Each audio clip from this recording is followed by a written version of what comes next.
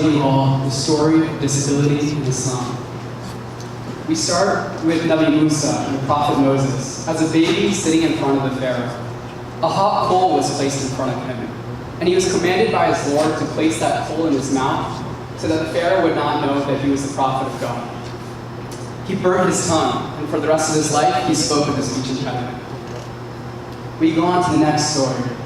A blind man comes to the prophet, and he says, "Oh, prophet of God, I don't make it to the Friday prayer because I can't find the masjid. I don't have the capability to make my way through the village to the prayer."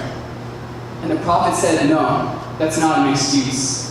I have the same expectation from you as I do from all other Muslims. If it takes the effort of tying a string to the front door of your house and leading it through the village to the masjid, then do it. I want to see you next Friday at the prayer." The third story. A man walks into the prophet's house. He's blind. Aisha, the wife of the prophet, her hair is uncovered. The prophet of God requests, "Oh, please, Aisha, my wife, do you think you could cover your hair as there is a man in the house and he's not mahram?" And she says, "Oh, prophet of God, he can't see. Why should I cover in front of him?" And the prophet said, "It doesn't matter that he can't see. Whatever you would do for a sighted man, you must do for this blind man, because he deserves the same respect and the attitude and the treatment that you would give any other man." So we derive 3 lessons from these stories. The first, about the baby Moses that spoke with a speech impediment. He had a speech impediment because his Lord commanded him to do so, because he commanded him to put the coal in his mouth and to hurt himself to be able to save the religion. If somebody like myself is blind, it's not because I'm cursed.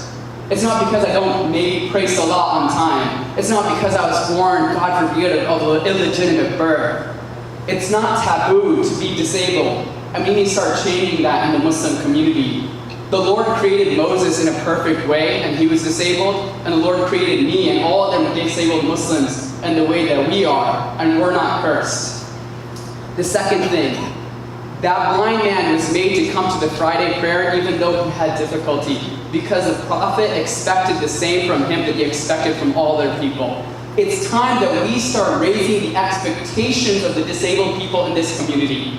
When that disabled person stands up and says, "I want to help out, take out the trash of the masjid," don't say, "No, that's okay, why don't you sit down? I'll pick somebody else." When somebody with a speech impediment or the deaf person wants to read the Quran or recite the Adhan, allow them. Don't you remember the story of the freed African Bilal? He couldn't even recite the Arabic properly, but the Prophet had him recite it because his voice was the sweetest to the God.